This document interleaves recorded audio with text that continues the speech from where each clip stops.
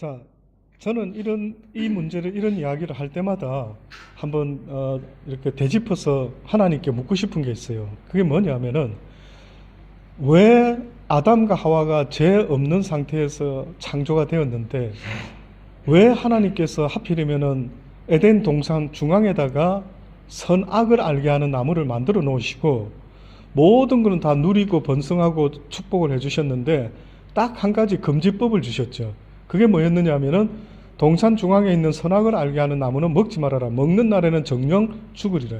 죽음이 뭔지도 모르는 아담과 하와한테 정령 죽을 것이다, 이렇게 경고를 했습니다. 그리고 진짜 먹어서는 안 되는 것 같으면, 저 같으면은 저희 아이들한테 진짜 조심해야 될 물건 같으면 여러분 생각할 때 거실 중앙에 둘까요? 어디다 치워둘까요? 치워두죠. 그게 이상한 거예요. 이게 뭔가 의도된 게 있는 것 같은 거예요. 뭔가 하나님의 각본과 뭔가 하나님의 계획과 섭리가 있다라고 볼 수밖에 없어요. 저는 그래서 반문하고 싶은 거예요. 왜 하나님 도대체가 선악과를 따먹으면 안 된다라고 생각하셨으면은 아예 동산 중앙에 두지 마셨어야 되는데 왜 동산 중앙에 두셨을까? 자, 그러나 그분은 어떤 섭리와 뜻을 가지고 동산 중앙에 뒀죠. 자, 그로 말미암아 아담과 하와가 선악과를 따먹지 말았어야 되는데 따먹게 됩니까? 따먹지 않았습니까? 따먹게 되었죠. 그러면 결국 우리가 죄를 짓지 않은 상태에서 죄를 지을 수 있는 여건들이 있었습니다. 죄가 없는 시대에 죄를 지을 수밖에 없는 여건이 있었어요. 그 첫 번째 여건이 어떻게 보면 뭐였느냐 하면은 사단이었습니다. 사단. 그 다음에 두 번째 죄를 지을 수밖에 없는 여건이 있었는데 그건 뭐였느냐 하면은 나의 자유의지가 불순종이라는 것을 선택했어요. 그렇죠? 네.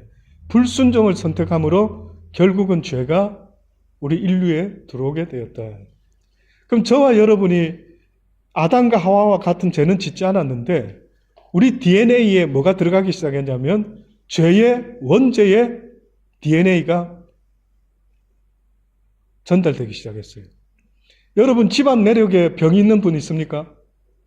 우리 집안은 저는 요즘 신장 때문에 좀 고생을 하고 있는데 저희 아버님이 당뇨가 계셨어요. 당뇨 합병증으로 저희 아버님 뇌경색으로 쓰러지셨고 결국은 투석하러 병원에 가셨다가 돌아가셨습니다. 저는 옛날에 그 투석 때문에 돌아가신 줄은 전혀 몰랐었어요. 왜 그때 저한테 말을 안 했는지 모르겠어요. 그냥 병원에서 뭐 몸 체크하다가 뭐 수술하다가 이런 말을 해서 나는 무슨 수술인지도 모르고 그때 충격이 너무 커가지고 지금까지도 잘 모르고 있었어요. 얼마 전에 제가 신장이 안 좋아지니까 그때서야 아버님도 투석하다가 돌아가셨다고 그러더라고요. 이게 집안에 안 좋은, 우리 호주에서도 병원에 가면은 집안 히스토리가 있습니까? 물어보죠. 자, 그것처럼 보세요. 한번 생각해 보세요. 내 아버지, 할아버지, 할머니 뭐 이런 DNA로 내려오는 육신의 연약함, 병 이런 히스토리는 있단 말이에요. 근데 지금 성경이 우리에게 말씀하는 히스토리가 있습니다. 그게 뭐냐면 너희 DNA에 아담과 하와의 죄의 DNA가 생겼다. 죄로 인한. 자, 그 원죄. 그래서 우리는 같은 죄는 안 지었어도 성경에 보니까 동일한 죄 아래 처하게 되었고 그 죄의 값이 사망이라고 해서 결국은 우리는 사망 가운데 살게 되었다. 자, 그러면 이제 다시 한번 생각해 봅시다. 하나님이 아예 처음부터 죄 짓지 않도록 지어서 천사와 방불하게끔 해서 그냥 평생 알콩달콩 오래 살면 좋잖아요? 여러분이 하나님 같았으면은 죄 짓지 않도록 처음부터 딱 안전장치를 하셔가지고 영원토록 이런 고생 안 하고 이런 죄 아래 종노릇 안 하고 죽음을 두려워할 필요도 없고 이렇게 평생 살면 안 좋습니까? 근데 왜 이런 시나리오를 하나님이 만드셨을까요? Why?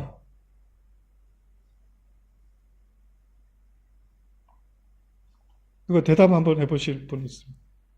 맞추시는 분 있으면 짜장면 곱빼기 한번 쏘겠습니다. 예, 와, 이거 부담스러운데 집사님 맞추실 것 같은데.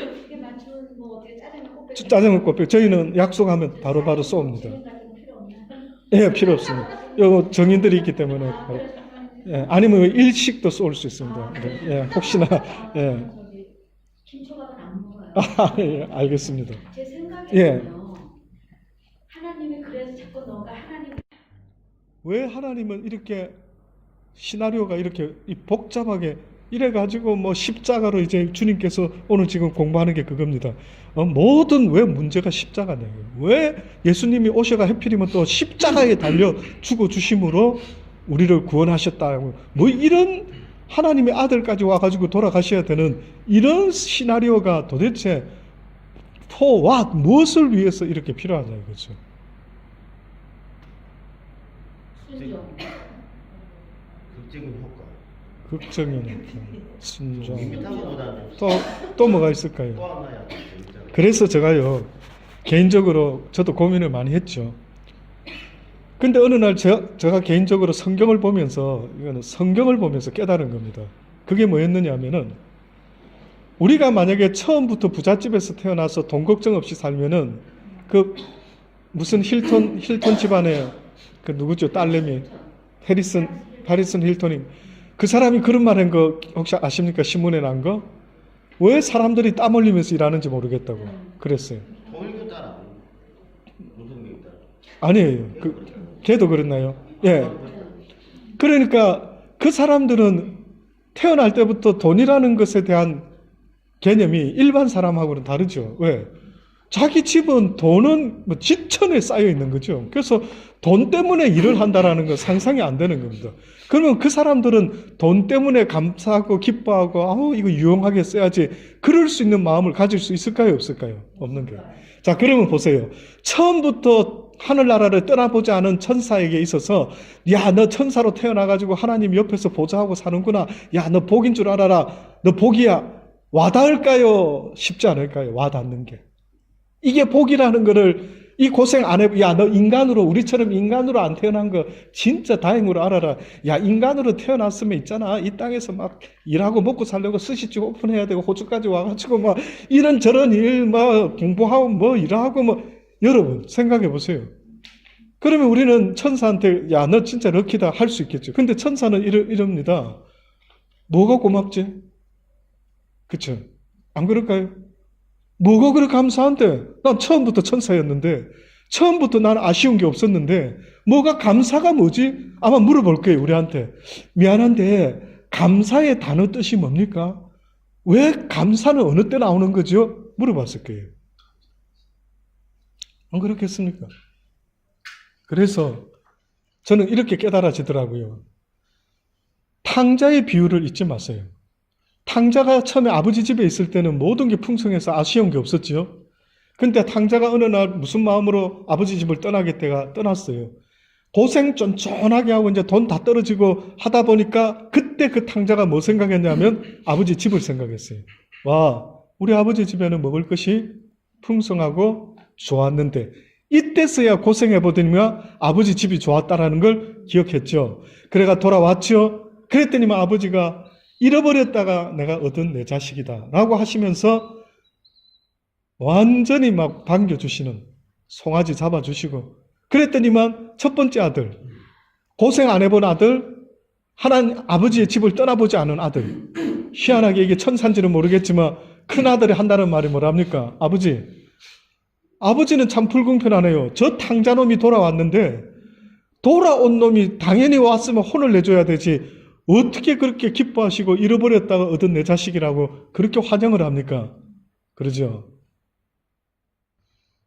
아버지 생각할 때는 어떤 자식이 마음에 들까요? 둘째 자식이에요. 둘째 자식. 왜? 첫 번째 자식은 아버지를 감사하는 마음을 가지지 않고 사모님은 그쪽에 자리를 앉으세요. 아, 선풍기 바람 때문에. 아, 그러셨어요. 예. 그거예요. 덥습니까? 제호 집사님? 예. 그러면 이쪽 끝에도 조금 방향만 좀 돌려주면 돼요. 난 괜찮아요. 예. 예, 난 괜찮아. 우리 집사님 이쪽 방향으로. 예. 좋은 할게요. 예. 그래요. 집사님 뭐 인삼을 많이 드시나? 아니요. 그러니까. 죄송합니다. 에어컨까지 켜드려야 되는데. 전체 좀 덥습니까? 저 뒤에 또 시원하긴 한데. 예. 조금 있으면 예, 괜찮아요. 예, 예. 그래서 어디까지 이야기했죠?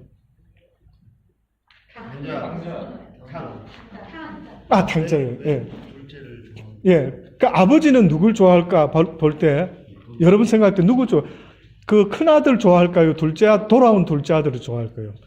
큰아들은 이랬습니다. 아버지를 대할 때. 나 아버지 마음에 안 듭니다. 아버지는 공평하지 않습니다. 아버지는 나는 집 떠나지도 않았는데 나한테는 송아지 한 마리 안 잡아주시다가 저놈이 돌아와가지고, 근데 그 돌아온 둘째 아들이 아버지를 만나서 무슨 이야기한 거 기억나십니까? 이랬습니다. 아버지, 나는 이제는 아버지의 아들이라고 부름받기가 합당치 않습니다. 사고치고 왔는데 너무 죄송합니다. 근데 이제 힘들어서 못 살겠습니다. 그저 쥐업 열매라도 이렇게 뭐 주시면 내가 막 종으로 살다가 아버지가 그냥 먹을 거나 좀 던져주시면 내가 그것만 감사하게 먹고 살게요. 아버지의 아들이라 부르기를 감당치 못하겠고 그저 품꾼의 하나 정도로 써주셔도 나는 여한이 없겠습니다. 이러고 왔죠. 그랬더니만 아버지가 아니다. 잃어버렸다가 얻은 내 아들이다 하고 잔치를 베풀고 다시 아들로 옷을 입히고 가락지 끼워주고 막 잔치를 했죠. 그랬을 때에 이 아들은 아버지가 어떤 아버지로 기억될까요? 평생. 내 아버지는 좋은 아버지다. 사랑이 많으시고 자비가 있으시고 긍휼이 많으시고 나 같은 자 용서해 주시고 이런 좋으신 아버지. 완전히 달라져 버렸어요. 첫 번째 아들. 그러니까 천사가 모르는 게 있어요. 천사들은 인간이 아니기 때문에 한 가지 모든 걸 우리보다 잘 알겠지만 하나 모르는 게 있어요. 그게 뭐냐면 죄 지어 봤다가 용서받은 그 심정, 그 고마움, 그 감사 알 길이 없는 거예요. 그렇죠? 그래서 하나님께서 이 시나리오를 쓰셔가지고 결국은 우리가 예수 그리스도의 십자가로 인하여 구원받는다라는 여기까지 오게 하시는 모든 궁극적인 시나리오의 포커스는 어디에 있느냐 하면 바로 Thank you God. 구원의 감사. 이것이 바로 하나님이 우리에게 주기를 원하시는 것이다라고 저는 믿어 심지 않습니다. 그래서 왜 이렇게 굳이 모든 게 다 십자가에 맞춰져 있느냐라고 할 때 바로 그 이유 때문입니다. 독일의 종교개혁자 마틴 루터라는 분이 있습니다. 그분의 갈라디아서 강해에서 즐거운 교환이다 이렇게 표현을 하긴 했어요. 그럼 뭐를 어떤 교환이 있었는가? 십자가에서 인간의 죄와 하나님의 의가 교환된다라는 뜻입니다. 하나님의 의라고 하는 것은 여러분 뭘까요? 하나님의 의, 옳음. 하나님께서 아담과 하와가 죄를 짓도록 내버려 둔 것 같은 불의한 하나님처럼 느껴졌죠. 그래서 어떤 사람들은 반문합니다. 하나님도 죄 없다 못한다. 하나님은 방관죄에 해당한다. 왜 그렇게 죄 짓지 못하도록 하시려면 막아주셨어야 되는데 왜 보고만 계셨느냐. 이렇게까지 막 공격합니다. 그러나 그들이 하나 놓치는 게 그렇게 질문하는 그들이 깜빡 잊어먹는 게 하나 있어요. 그게 뭐냐면 하나님의 의를 모르는 거예요. 그러면 결국은 하나님께서 우리를 죄 가운데 만약에 내버려 두셨다라면 무슨 이유가 있단 말이죠. 그러면 그분의 그 높고 깊으신 뜻이 뭔가? 우리는 자식 키울 때 어렸을 때 고생을 사서도 한다. 그 일부러 고생을 내버려 둬요. 그러면 일반 사람이 볼 때 저 못된 애비네. 어떻게 자식이 저래 고생하는데 저래 둘 수가 있어? 이럴 수 있겠죠. 아니라요. 그 이유가 있대. 자, 그럼 그 이유가 뭘까라고 할 때 그게 바로 하나님의 의가 있다라는 하나님의 그렇게 불순종했던 우리를 십자가를 통해서 하나님께서 우리를 살려주셨는데 이때 인간의 죄와 하나님의 의가 교환이 되었다. 그래서 성경은 뭐라고 또 가르치냐면 십자가에서 우리를 위하여 죽으셨다가 살아나신 그 예수 그리스도 감사합니다. 믿습니다. 라고 하는 그 믿음을 우리의 뭘로 여기겠다. 우리의 의로 여기겠다. 그래서 아브라함이 잘한 거 하나도 없어요. 의인인 거 없어요. 의로운 사람이라 말할 만한 게 없어요. 평범해요. 근데 놀랍죠. 하나님이 지금 의인만이 천국에 갈 수 있는데 그 기준이 뭡니까? 라고 봤더니만 바로 그 예수 그리스도가 나의 죄를 위하여 십자가에 달려 죽어 주셨습니다. 라고 고백하는 믿음을 의로 여기겠다. 칭의라는 단어도 쓰죠. 신학교에서는. 칭의. 그걸 의로 여기겠다. 이게 놀라운 영적 비밀입니다. 그러니까 내가 무슨 기독교인으로 산다라고 할 때에 구원받는다 할 때 무슨 대단한 선한 일을 많이 쌓아가지고 덕을 쌓아가지고 구원받는 게 아니고 단지 예수 그리스도를 진심으로 믿고 고백하며 그 말씀을 붙잡고 순종하며 사는 그 믿음의 삶, 이것이 바로 하나님 앞에 의롭다라고 칭함을 받게 된다를. 그래서 이 두 개를 지금 아마 종교개혁가 마틴 루터는 말하는 것 같아요. 이 두 개를 이렇게 맞교환을 했다라고 합니다. 우리의 죄와 허물은 주님이 다 가져가셨고 주님이 이루신 구속의 은총은 의가 우리가 다 누리게 된다라는 말이다. 자, 그런데 여기서 이제 우리 하나 봐야 될 거는 우리가 죄 사함을 받았다 할 때 누리게 되는 누림이 있다라는 거죠. 죄 아래에 있을 때는 누리지 못하는데 죄 사함을 받은 기독교인들이 성도들이 누리는 기쁨이 있다면 뭘까 이거죠. 여러분, 비포 애프터 예수 믿기 전에와 예수 믿고 난 이후에 달라지셨습니까? 그래서 지난주에 숙제를 낸 겁니다. 그래서 물어보는 거예요. 사실은 주변 사람들한테 나 어때요? 나 옛날 모습 지금 어떻게 달라진 것 같아요? 하고 한번 물어보는 거죠. 혹시 주변에 나를 오랫동안 지금 아는 사람 중에 부부들이 있죠? 우리 반에는 지금 아쉽게도 부부가 원래는 우리 경연 형제도 같이 있었는데 그럼 리얼하게 물어볼 수 있는데 현재는 우리 철성 집사밖에 지금 부부가 같이 앉아 있지 않습니다. 자, 그러면은 결혼 전, 결혼 후 사람이 달라졌다 이렇게 말하는 것처럼 예수 믿기 전과 예수 믿고 난 이후에 내가 달라진 거 맞습니까? 뭐가 달라졌는데? 교회 안 다니다가 주일날 잠만 자다가 놀러만 다니다가 주일날 교회 오는 게 달라졌습니까? 그래서 이제 여기 옆에 증인이 있으면 딱 말해주면 좋은데, 저희 남편이 달라졌어요. 예수 믿기 전부터 알았는데, 우리 남편이 예수 믿고 나서 달라져. 이래주면 좋은데, 그런 관계가 오랫동안 가는 사람이 쉽지 않죠. 그러면, 우리 경인 형제가 만약 예를 들어, 내가 예수 믿기 전과 믿고 난 이후에 달라진 것이 내 스스로가, 목사님, 이게 달라진 것 같아요. 테스트머니 있습니까? 저는 예전에는 네. 입이 상당히 거칠었어요.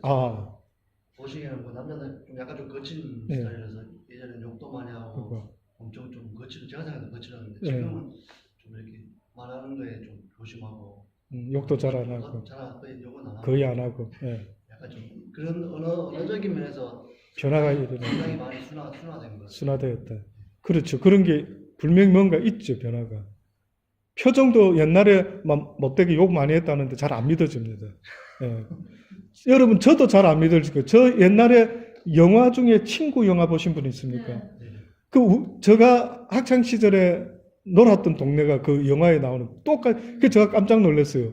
저 감독이 분명히 우리 물에서 놀았던 사람 같다. 그렇지 않고서는 그 장소를 알 수가 없거든요. 저는 중학교 1학년 때 반에서 키가 1번이었어요. 최고 컸어요. 그 운동도 좋아하고. 그러니까 친구들 주변에 힘쓰는 친구들이 많았어요. 그래서 흔히들 말하는 짱들이 주변에 쫙 있었어요. 그래서 저는 학창시절에 누가 저 건드리는 사람이 거의 없었습니다. 그런데 고등학교 가가지고 중학교 통들이 고등학교 통을 잡기 위해서 도전을 신청하는 거예요. 야, 너 나와. 나중에 보자. 이래가 이제 싸움이 붙어요. 해서 거기서 짱을 뽑는 거예요. 그때 제가 예수를 고등학교 때 알기 시작하면서 고2 때 제가 체험을 했거든요. 그래서 내 이래 살면 안 되는구나. 제대로 이제 하나님 붙잡고 살아야지 했는데 변화된 나를 모르고 어떤 놈이 이제 딱 도전장을 걸었어요. 너 사중학교에서 왔지? 나와. 그 나갔죠. 근데 한 두서너 녀석이 강목을 딱 들고 학교 뒷운동장에서 이제 한바탕 할 준비를 하는 거예요. 저는 혼자인데. 옛날 같으면 한 두세 놈쯤 저도 한번 뭐 어떻게 해보려고 막 어떻게 하든 안 믿기지 봐. 안 믿겨서 지금 설마 목사님이 그런 과거가 있었죠. 그랬더랬어요. 근데 제가요, 하나님이 역사를 했는지 맞으면 맞지. 아, 세상에 이런 일이 벌어진 거예요. 그 얼마나 맞았는지 혹시 여러분 맞아가 기절해 보신 분 있습니까? 살면서 평생에. 그래서 그때 기절했어요. 뭐 기억 하나도 안 나요. 근데 쓰러져 가지고 누워 있었는데 비가 오기 시작했어요. 그런데 영화 같죠? 친구에 나오는 영화 너무 비슷하죠. 그때 그 부산의 이 장아찌들이 그렇게 살았습니다. 그렇게 막 겁도 없이 막 옛날에는 막 그게 막 뭔가 그게 무슨 대단한 건 줄 알고 막 목숨을 걸고. 근데 마침 지나가던 고3 형이 그 학교 선배가 저를 깨우는 거예요. 그래서 일어났습니다. 그가 옷을 털털 털고 중학교 때 같이 짱으로 있었던 친구 집에 가서 그러니까 친구들이 막 열받은 거죠. 어떤 놈이야? 복수할 거다. 소집 집합 중학교 막 통도를 불러가지고 이제 나를 건드린 녀석들 잡겠다. 하지 말아요. 됐다. 괜찮다. 변화가 일어나더라고요. 이게 나는 그럴 사람이 아닌데 한번 열받으면 나도 끝을 보는데 이 희한한 일이 벌어졌어요. 그래서 저는 충분히 우리 지금 경인 형제가 고백한 것처럼 저는 고등학교 때까지 교회 친구들보다 주목 친구들이 사실은 더 많아요. 그 친구들이 지금 만나면 저를 기절초풍을 합니다. 아니 그때 그 아이가 어떻게 목사가 됐지? 아마 기절초풍. 자, 이렇게 분명히 변화가 저도 일어난 것 같아요. 그래서 제가 이건 내 힘인지는 모르겠는데 일어났단 말이죠. 자, 그것처럼 여러분 과연 예수 믿기 전과 비포, 애프터에 내가 하나님 앞에서 변화가 일어났는지를 한번 돌아볼 필요가 있습니다. 그게 아직도 변화가 일어나지 않았다면 아직도 내가 죄 아래 살아가고 있지는 않는가? 아직도 예수님이 그 십자가의 구속의 은총이 아직도 나한테 와닿지 못하고 있지는 않는가? 여러분, 이 땅에서 그리스도인이 되는 것과 되지 않는 것은 하늘과 땅 차이입니다. 굳이 그리스도인이 돼야 됩니까? 굳이 예수 믿어야 됩니까? 믿어야 된대요. 그래서 그 아담과 하와한테 뭐라 말합니까? 선악과를 따먹지 말아라. 먹는 날에는 죽으리라 그랬죠. 근데 지금 우리한테는 뭐라 했습니까? 지금 우리 시대의 선악과는 뭐냐면 예수 그리스도예요. 이제는 누구든지 예수 그리스도를 믿지 아니하면 구원을 얻지 못할 것이네. 이거는 지금 사람들이 잘 몰라서 그렇죠. 지금 예수님의 명령이 뭔가를 몰라요. 그게 뭐냐면 예수 그리스도를 믿으라는 거예요. 그래서 성경에 하나님이 세상을 이처럼 사랑하사 예수 그리스도를 이 땅에 보내셨으니 이처럼 사랑했다라고 말할 때도 이처럼이 뭡니까? 십자가에 달려 죽게 하시는 이 상황까지 만드시면서까지 이처럼 사랑했다라고 성경이 말했던 거예요. 그래서 이처럼 사랑하신 주님께서 너희들이 구원받기를 원한다라고 명령을 했어요. 그래서 주님이 뭐라 합니까? 내가 곧 길이요 진리요 생명이니 나로 말미암지 않고는 아버지께로 올 자가 없다. 너희의 유일한 인생의 길은 나 예수 그리스도를 믿는 거예요. 후회할 날이 올 겁니다. 지금도 이 말에 대해서 뭐 목사니까 저렇게 떠들겠지. 아니요. 아닙니다. 저도 왜 목사가 됐겠습니까? 그 친구 영화에 나오는 아이가 어쩌다 이 길을 가고 있을까요? 그분의 나라를, 그분을 보았기 때문에 그런 거죠. 그래서 저도, 아버지, 이제는 당신의 증인이 되겠네요. 보고 들은 자가 증인이 되는 것처럼. 그래서 제가 이 길을 가고 있는 겁니다. 그래서 저는 위트니스의 삶을 지금 증거하는 거죠. 믿거나 말거나는 여러분 몫이지만 저는 최선을 다해서 여러분에게 말씀하는 겁니다. 내가 아무리 직장 일도 바쁘고 공부도 바쁘고 뭐 사업도 바쁘고 바쁘지만은 그러나 진짜 힘을 내야 될 게 뭔지 아십니까? 예수 그리스도를 믿는 삶입니다. 정말입니다. 아무리 바쁜 일 많이 있어도요. 꼭 하나님 앞에 예배드리는 일들과 성경을 읽어야 되는 시간, 기도하는 시간, 지켜 행하는 자세 평생 여러분 잊지 마시기를 간절히 바랍니다. 그 다음 또 한번 읽어주십시오. 자, 그래서 어떤 학자는 질문하죠. 인간은 성선설이냐 성악설이냐 이런 말 들어보셨죠. 인간은 태어날 때는 선하게 태어났는데 살면서 악해졌냐 아니면 태어날 때부터 악하게 태어났냐. 여러분 생각에는 어느 쪽 같습니까?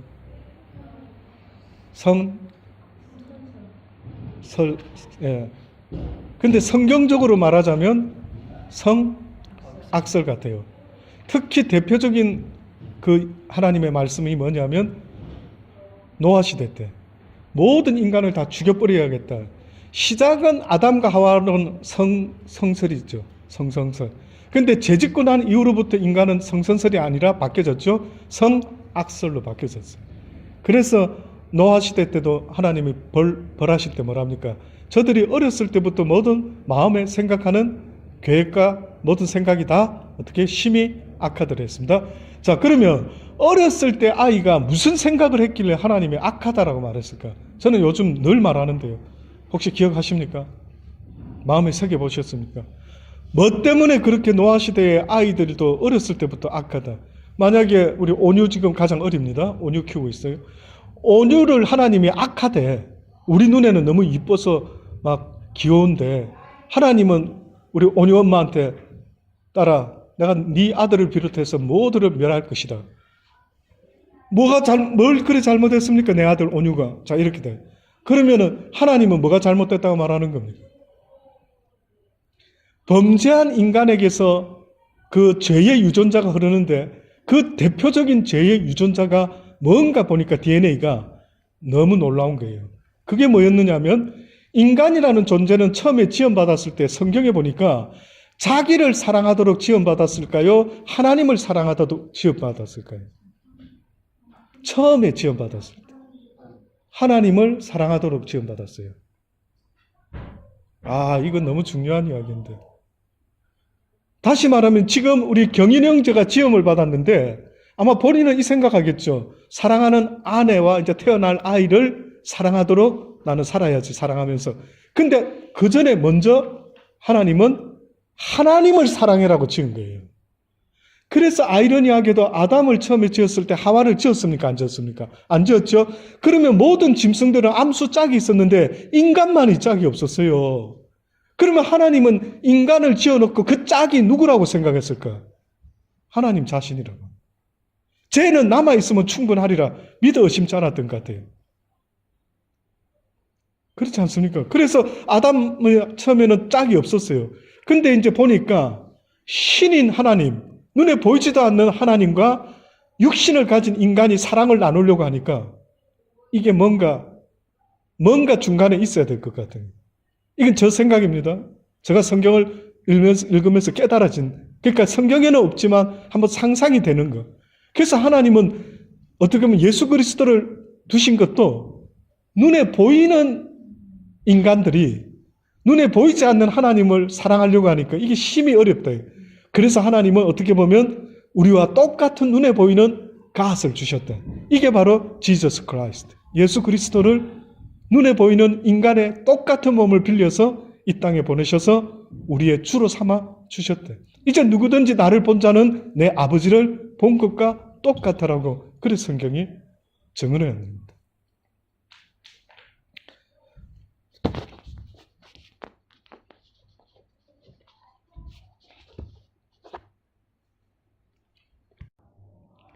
예, 그래서 인간이라는 존재는요, 하나님을 사랑하도록 지음을 분명히 받았어요. 그렇지 않고서는 온 율법과 선지자의 강령이라 했을 때 그 첫 번째 되는 하나님의 명령이 뭐였습니까?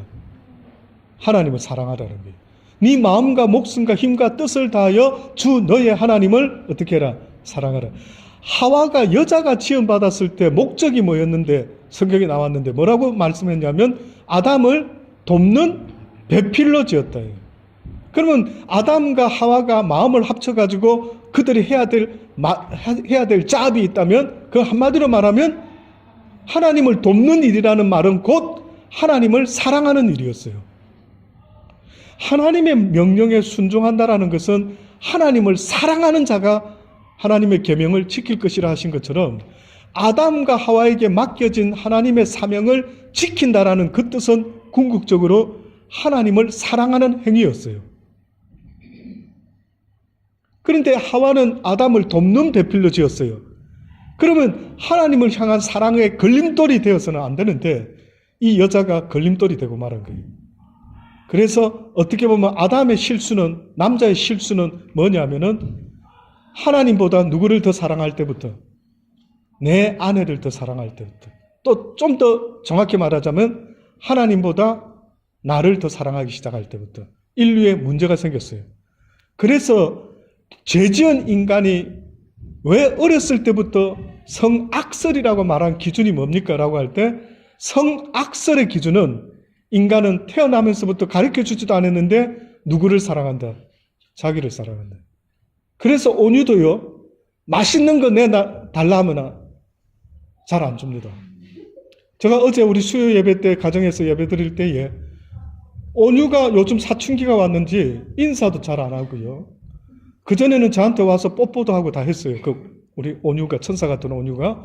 근데 언젠가부터 불러도 쳐다도 안 보고 인사도 안 하는 거예요. 근데 그 아이가 어제 오랜만에 뽀뽀를 했습니다. 어떻게 그 아이를 꼬셨는지 압니까? 만두로 꼬셨습니다. 만두. 자기가 좋아하는 만두를 주니까요. 그때서야 와가지고 뽀뽀를 하더라고요. 너 저기 목사님 만두 준 거야. 그러니까 목사님한테 가 뽀뽀해. 그러니까 이 녀석이 와서 뽀뽀하더라고요. 이거 설명 좀 해주세요. 이거는 도대체 이 아이가 지금 뭘 안다고 자기에게 유익될 때는 와서 뽀뽀를 하고 자기에게 유익이 되지 않을 때는 와서 뽀뽀를 안 하는 거예요. 이게 어떻게 보면 하나님께서 노아 시대 때에 어떻게 어린아이부터 저렇게 다 물로 심판하실 수가 있을까? 너무 하신 거 아니야, 아버지? 너무 심하신데, 근데 하나님은 그게 너무 싫으신 거예요. 하나님이 원래 우리를 그래 지은 게 아니었어요.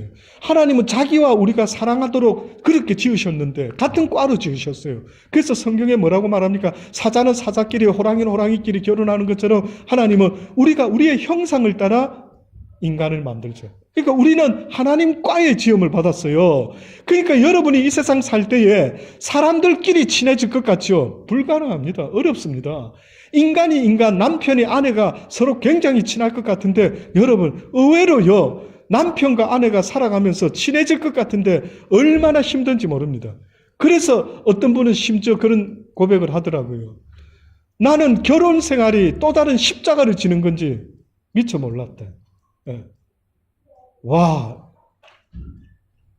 어느 목사님이요. 그제 제가 한번 어떤 목사님 설교를 듣다가 속으로 많이 웃었어요. 속으로. 사모가 있어서 차마 크게 못 웃었습니다. 사모 없었으면 좀 크게 웃었을 건데.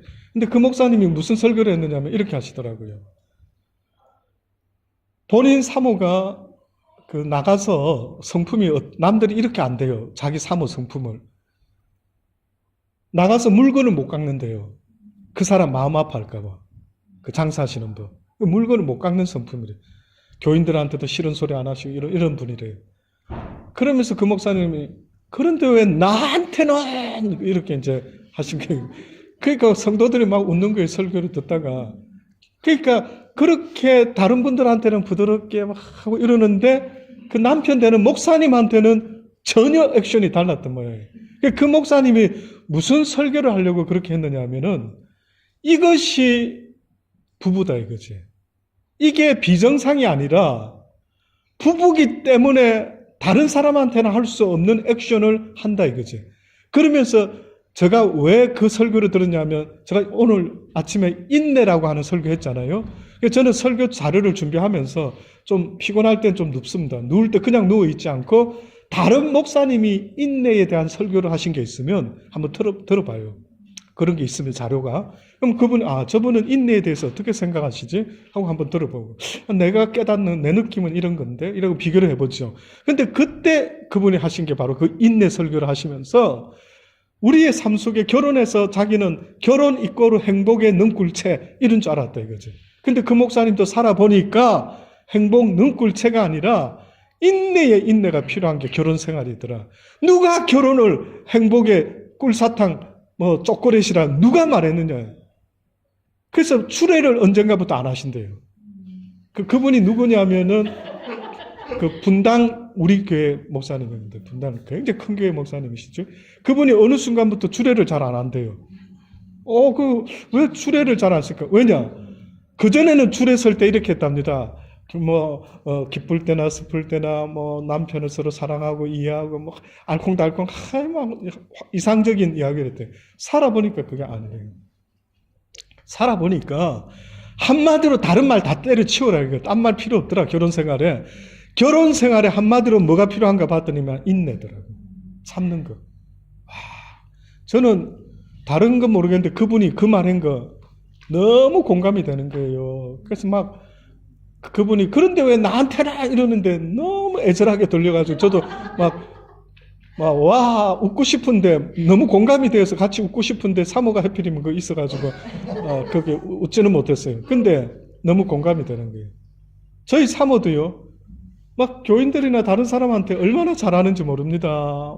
정말 친절하게, 또 누가 손님 오면 국수도 맛있게 국물 소스도 너무 교회 밥 한다 이러면 맛있게 합니다. 그래서 내가 왜 교회에서 먹는 거하고 집에서 먹는 게 맛이 다른지 이렇게까지 물어볼 정도로 맛이 달라요. 여러분이 제가 아니요. 이건 저는 물론 어떻게 보면 목사님 너무 신경 써서 그걸 비교하는 거 아닙니까? 아니요. 이상하게도 느껴지는 거예요. 이거 우리 집에서는 이렇게까지 안 하던데 왜 여기 있어요? 그런데 왜 집에서는 그래 안 하는? 저는 그 목사님 그래서 마음에 너무 와닿더라고요. 아멘 되더라고요. 여러분, 저는 100% 동감입니다. 결혼 생활에 있어서요. 처음에 잠깐 좋을지 모르지만 가면 갈수록 뭐가 필요한가 보니까 인내가 필요하다. 공감하십니까? 인내 필요합니다. 그래서 삶에 있어서 인내를 빠뜨리면 끝장납니다. 여러분, 인내 빠뜨리면 같이 살 사람 누구 있습니까? 온 집안 다 작살납니다. 애들도 끝장나고, 가정이 다 깨지고, 온 세상이 심히. 그러니까 그분은 오죽했으면 이렇게까지 비유하더라고요. 인내하기 싫으면 바꾸면 된다 이거지. 그러면 내가 어느 식당에 가서 음식 먹다가 맛이 없다. 그럼 저 집에 또 바꾸고, 또 단골을 바꾸고, 또 바꾸고. 만약에 결혼 생활도 이 와이프 마음에 안 든다. 그러면 405호에 가서 새로 좀 신입생 받아주십시오. 여기서 한번 살아볼랍니다. 이래서 한번 바꿔봐라 이거죠. 과연 바꿨을 때에 결국은 필요한 게 뭐냐 이거죠. 그는 인내다. 어딜 가나 인내가 없다면 결국 오래가지 못한다.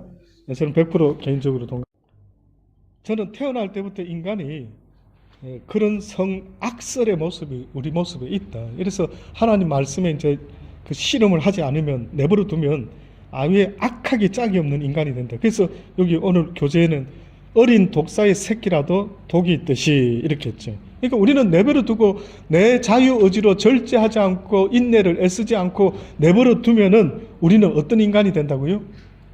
완전히 사단의 자식이 된다. 그래서 여러분 느끼죠? 내가 하나님 말씀을 붙잡고 애쓰지 않으면 내 모습 속에 두 가지가 있습니다. 두 얼굴을 가진. 하나는 악마 같은 얼굴이 있고 무서운 얼굴이 있고 또 하나는 또 착하게 살려고 하는 선한 얼굴이. 이 두 개가 내 삶 속에 늘 두 개 왔다 갔다 합니다. 그래서 내가 오늘도 어떤 모습으로 살 것인가는 하나님 네가 결정해라. 네가 나 여호와의 말을 붙잡든지 사단의 종노릇 하든지 둘 중에 하나를. 그래서 우리가 옛 구습을 벗는다, 옛 사람을 버린다, 또 십자가에 달려 죽는다. 잠깐 여쭤볼게요. 십자가에서 예수님이 우리의 죄를 위하여 구원해 주셨다니까 어떤 사람들이 제가 이런 오해를 하더라고요. 그러면 나는 이제 십자가를 질 필요 없다. 이렇게 생각하는 분이 있어요. 맞습니까? 나는 십자가 질 필요 없다. 지금 착각을 했어요. 왜? 사도 중에 베드로입니까? 뭐라고 말합니까? 예수님이 십자가에 못 박히셨을 때도 나도 같이 십자가에 못 박혔다. 그래서 내가 사는 게 아니요. 내 안에 예수 그리스도께서 이제 살아나셨다. 이제 그런즉 내가 나를 위해 사는 것이 아니라 주님을 위하여 산다. 이런. 그리고 이번 주 경인왕 중 무슨 일입니까? 이렇게 와, 이런 놀라운 변화가 이런 아빠 될 자격이 있죠. 이제 딱 준비된 아빠, 준비된 크리스찬 아빠입니다 지금. 제 거 대신 제가 안 먹고요. 이분한테 제가 받고 먹어요. 예, 우리 집사님이 감동 먹어서 우리 경인 형제 짜장면 사주고 싶다 하십니다. 예, 언제 또 시간 날? 근데 너무 바빠가지고. 뒤를 예, 돌아보거든요. 누가 말했지? 예, 여러분은 예. 뭐 누군지 알고 있겠네. 예, 시간이 될지는 모르지만 아니면 짜장면 값을 주시면 혼자 가서 아마 먹지 않을까 싶습니다. 예, 그래요. 그런 식으로 방금 말한 대로요. 이제는 내가 십자가에 같이 죽은 겁니다. 왜 예수님만 죽었다 말하죠? 예수님이 죽어 주셨다라는 의미는 내가 그렇게는 안 죽은 것 같아 보일지 몰라도 실제 나도 죽어야 된다라고 말하는 거죠. 그래서 여러분이 예수님이 죽은 것은 육에 대해서 죽은 겁니다. 육적인 옛 죄의 모든 속성을 십자가에 못 박았다. 그러니까 이제는 사단을 못 박았다. 사단이 죽었다. 이제 죄가 죽었다. 이렇게 말이 돼야 됩니다. 근데도 아직도 죄의 성품이 있다. 화낸다. 싸운다. 열받는다. 뭐 이러고 있으면 아직도 옛 성품이 있는 겁니다. 그게 죽어야 된다. 그게 죽어야 아버지 나라에 갈 수가 있다라는 거예요. 그 다음 이제 이 말은 아담 이야기입니다. 원래 아담이 하나님으로부터 그 권세를 받고 온 세상을 다스리고 통치하는 그런 영광스러운 자의 모습이었죠. 근데 범죄하고 나서 아담의 권한이 누구한테 넘어갑니까? 사단한테 넘어갑니다. 그래서 사단이 그러죠. 나도 이거 누구한테 물려받은 건데 예수야 네가 나한테 절하면 어떻게 한다고요? 이 모든 거 다 줄 수가 있다. 그 말은 거짓말은 아니었어요. 그가 실제 그렇게 했던 자입니다. 마지막 부분입니다. 많은 사람들이 궁금하고 물어보는 게 하나님이 어떻게 인간을 갖다가 지옥에 보낼 수 있습니까? 이렇게 말합니다. 근데 원래 하나님이 인간 때문에 지옥을 지었습니까? 아니죠. 그러면 지옥이라는 곳은 누구 때문에 만들어진 겁니까?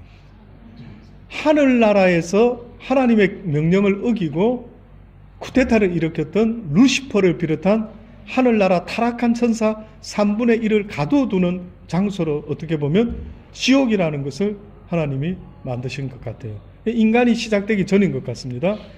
자, 그런데 인간이 지옥 가기 시작했어요. 그때는 어떤 경우 때? 인간이 사단의 종노릇하며 살게 될 때에 인간은 같이 딸려 들어가는 이런 희한한 일이 벌어지고 말았어요. 그래서 하나님은 결코 인간을 위해서 지옥을 만들지는 않았는데, 그런데 인간들이 사단의 종노릇을 하는 순간부터 죽을 때 지옥으로 끌려든. 그러니까 사단의 역할은 인간을 지옥으로 끌고 가는 이 역사적 사명을 띠고 하나님의 법을 거스려 인간을 지옥으로 지금도 끌고 가려고 합니다. 다른 건 몰라도 그거는 가면 안 됩니다. 다른 거는 몰라도 지옥은 여러분 가면 안 됩니다. 그건 너무너무 후회되고 바꿀 수도 없고 뭐 후회한다고 될 일도 아닌. 그러니까 그런 날이 오기 전에 조금만 애를 써보자 이거죠. 그래서 이 말씀을 우리가 배울 때, 성경을 배울 때, 하나님을 믿을 때 조금만 신경 써서 그 가지 않도록 한번 조금 노력 좀 해보자는 거죠. 자, 그런데 두려워하는 자들과 처음 시작입니다. 지옥의 영원한 그 풀무불에 들어가는 자들이 누구냐? 첫째는 두려워하는 자. 뭘 두려워하는 자?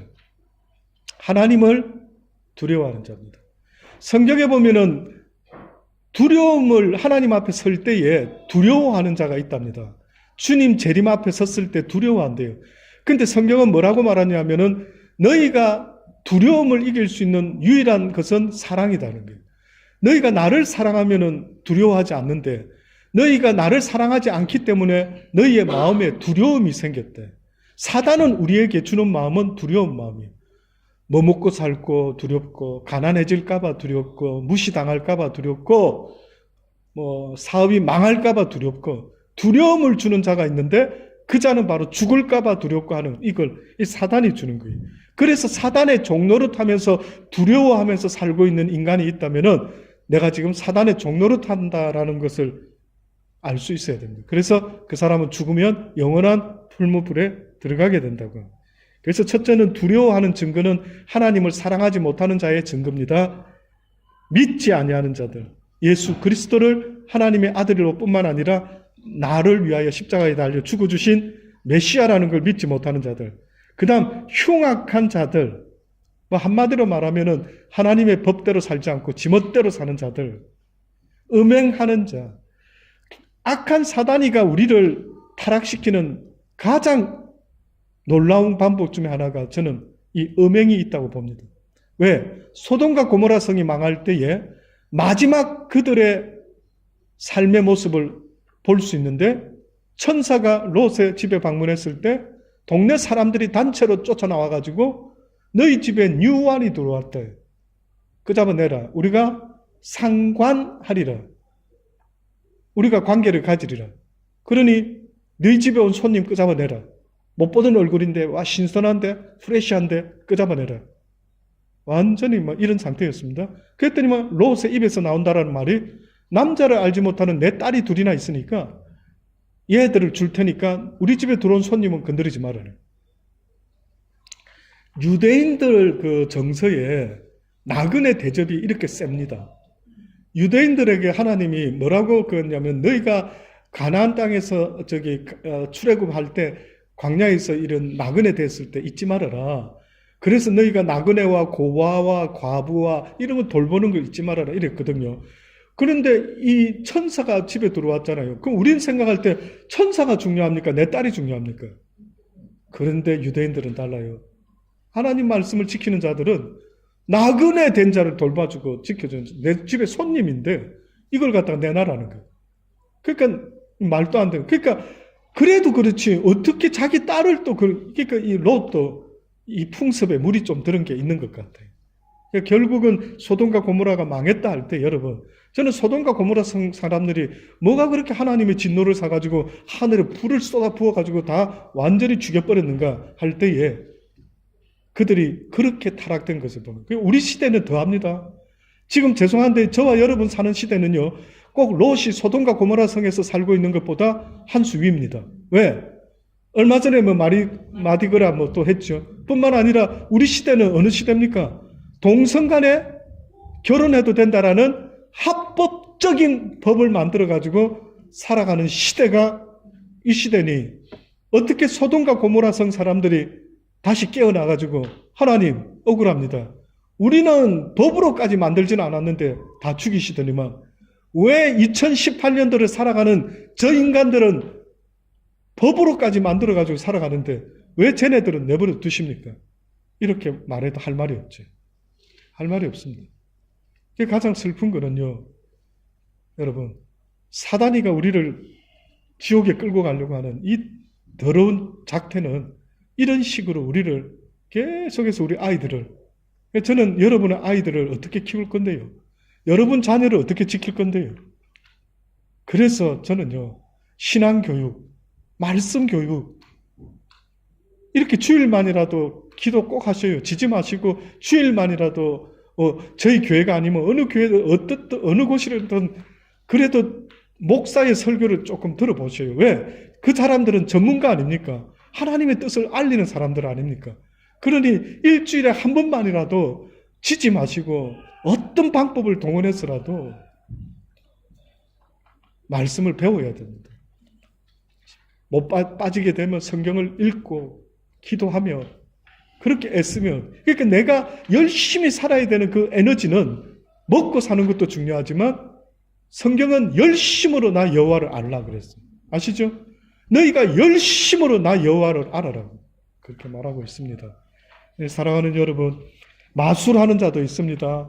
점 보러 가시고 무슨 타로 카드 보시고 우상 숭배 지금도 조상신 섬기고 추석 되면은 막 온 대한민국의 수많은 사람들이 성묘하는 게 그게 좋은 것 같지만 그게 우리나라 풍습 같지만 그거 아니에요. 하나님을 알기 전에 유교 풍습입니다. 전부 다 유교에서 나온 거지 무슨 그거는 우리 전통적인 우리 대한민국의 전통이 누가 유교라고 말했습니까? 누가 조상신 숭배하는 거라고 그전에는 그러지 않았을 수도 있죠. 그래서 여러분 이 모든 것들이 하나님을 모를 때 일어났던 일들 이제는 멈추자라고 이야기를 하는 것입니다. 질문하는